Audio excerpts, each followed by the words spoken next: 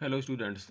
आगे हमारा प्रश्नावली 6.2 का चौथा प्रश्न है कि आकृति 6.19 में डी ई समांतर ए सी और डी एफ समांतर ए ई है, तो सिद्ध कीजिए कि बी एफ बटा में एफ ई बराबर बी ई बटा ई सी है।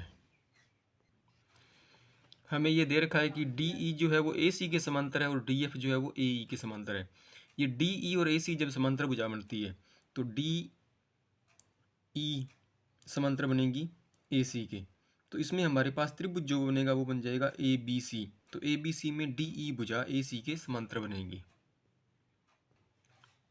इस चित्र को अगर हम आधा बना लें हमारी जरूरत के अनुसार तो ये ऐसा बन जाएगा कि त्रिभुज ए बी सी जो है इसमें डी ई भुजा ए सी के समांतर है। तो आधारभूत समानुपातिकता प्रमेय से, या इसको आप कह सकते हो कि थेल्स प्रमेय से, त्रिभुज ए बी सी में डी ई समांतर है ए सी के। तो अगर किसी त्रिभुज में एक भुजा के समांतर रेखा बनाएं तो वह अन्य दो भुजाओं को समान अनुपात में विभाजित करती है।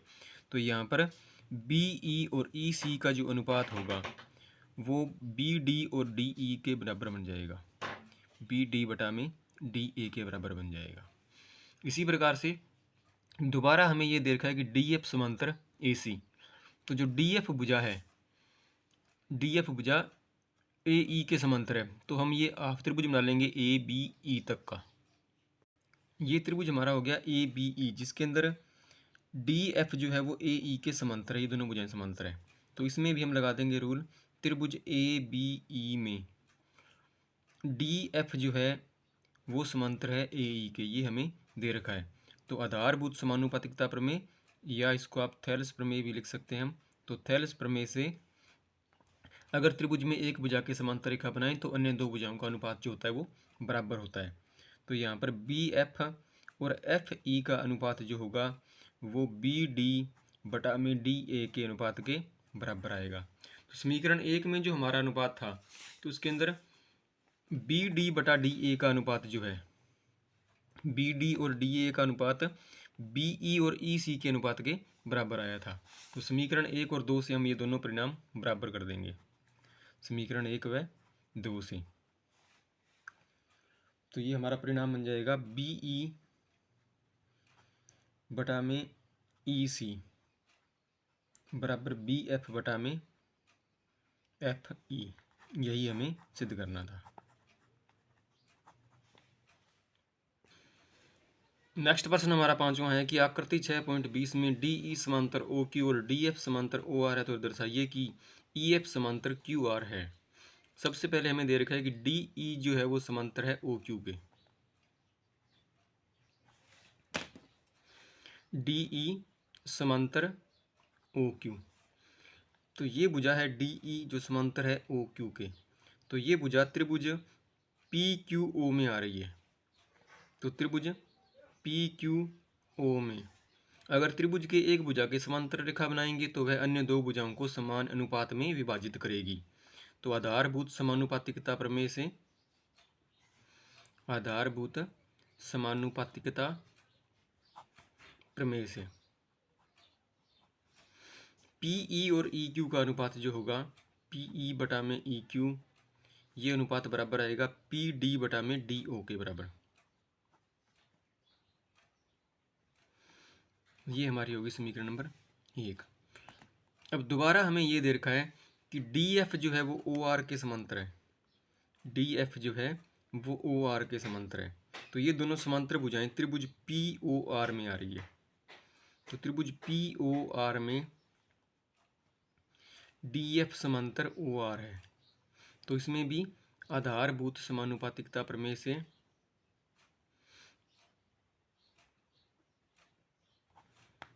आधारभूत समानुपातिकता प्रमेय से अगर एक भुजा के समांतर रेखा बनाएंगे तो अन्य दो भुजाओं को समान अनुपात में विभाजित करेगी।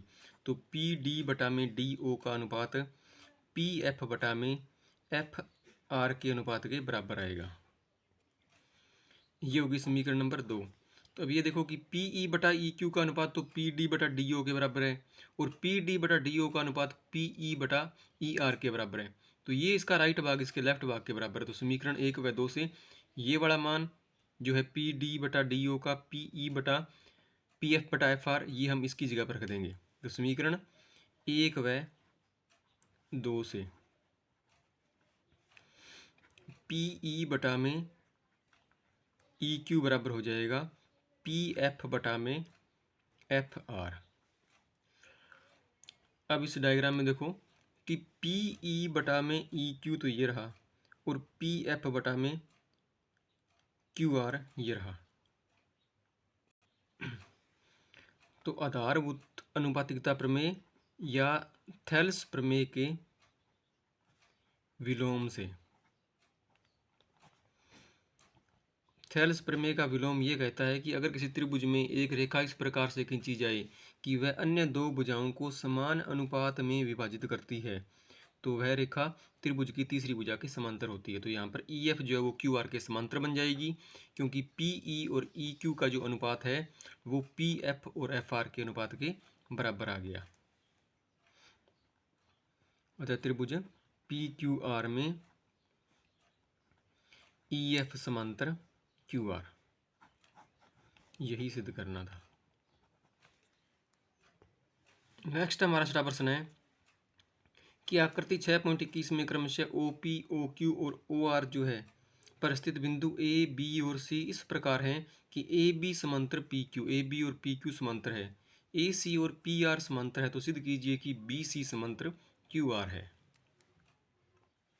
हमें ये दिया हुआ है कि ए बी समांतर पी क्यू, तो ये वाली भुजा है ए बी, तो ए बी भुजा समांतर है पी क्यू के, तो इन दोनों समांतर भुजाओं से एक त्रिभुज बनता है यहाँ पर जो है पी क्यू ओ। तो त्रिभुज पी क्यू ओ में ए बी है वो पी क्यू के समांतर है, ए बी समांतर पी क्यू है। तो थेल्स प्रमेय से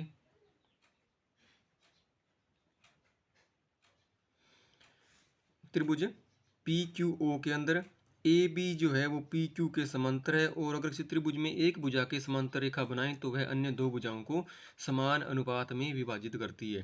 तो इसलिए पी ए और ए ओ का जो अनुपात होगा वो बी ओ और बी क्यू बी और बी ओ के अनुपात के बराबर होगा, या इनका नाम हम ओ की तरफ से लिखें तो ओ ए बटा ए पी बन जाएगा।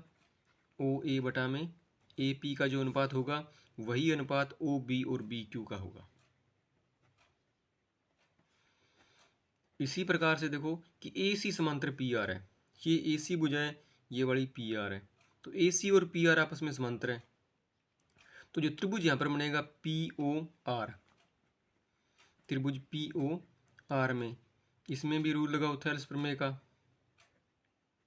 क्योंकि एक भुजा के समांतर रेखा इसमें।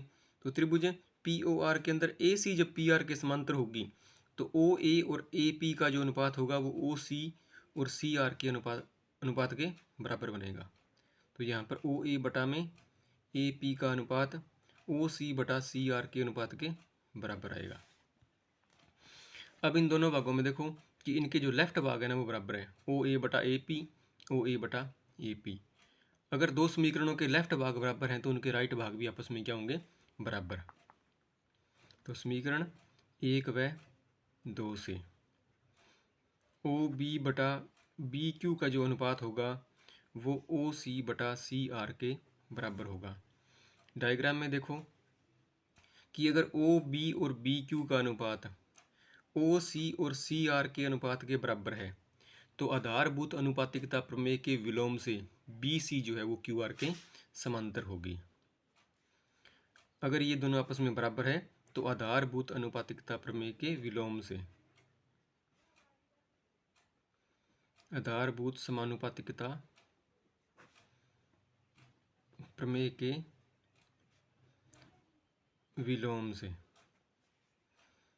बी सी जो है वो समांतर होगी क्यू आर के, क्योंकि अगर एक त्रिभुज में एक रेखा इस प्रकार से बनाएं कि वह अन्य दो भुजाओं को समान अनुपात में विभाजित करती है तो जो रेखा हमने बनाई है वो तीसरी भुजा की क्या होगी, समांतर।